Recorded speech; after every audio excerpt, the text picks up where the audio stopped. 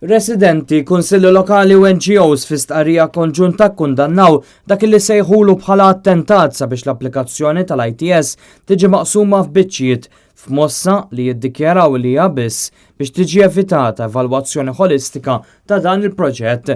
L-applikazzjoni ġdida qed titlob permess għat tħaffir tal-art fejn kien il-kumpless tal-ITS u l-parkeġġ ta' faċċata kif ukoll il-preservazzjoni tal-bini li huwa skedat fi Grad 2. L-istqarrija tgħid li l-proġett kif emendat xorta waħda se jkollu impatti negattivi permanenti fuq l-aspett tal-kwalità tal-ħajja tar-residenti li jgħixu fl-akkwati tal-binijiet sproporzjonati u massivi li qed jiġu proposti u ta' dawk li jgħixu u jaħdmu fl-irħula u l-postijiet tal-madwar.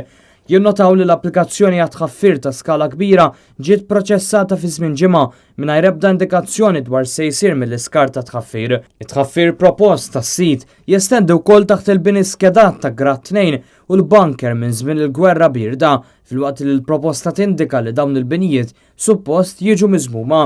Fid-dawl ta' dan il-Kunsilli Lokali u NGOs jiddikjaraw li huwa kompletament inaċċettabbli li din it-talba qed tiġi proposta f'iżolazzjoni mill-bqija tal-iżvilupp kolossali.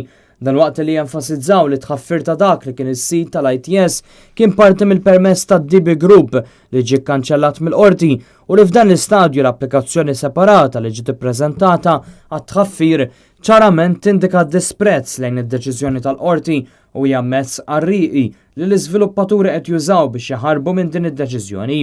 Jisqu li mhux loġiku li titlob permess għal tħaffir li jagħmel parti minn proġett li għalih m'hemmx permess. Fil-fatt huma juru tħassib li din l-applikazzjoni tista' tfisser biss żewġ affarijiet li l-approvazzjoni tal-proġett sħiħ hija deċiżjoni mittieħda diġà f'indikazzjoni ċara li s-sistema tal-ippjanarja biss farsa jew inkella li hemm riskju li tħaffir isir mingħajr mal-proġett ikun eventwalment approvat u li allura titħalla toqba enormi f'sit irrovinat għal kollox. L-istqarrija ġiet ippubblikata mill-Kunsilli Lokali ta' Pembroke, San Ġiljano Swieqi, kif ukoll mill-Archaeological Society of Malta, il-Bicycle Advocacy Group, BirdLife Malta, din l-Art Ħelwa, flimkien għall-Ambjent Aħjar, Friends of the Earth Malta, Isle of the Left, Moviment Graffiti, Nature Trust Malta u Ramblers Association.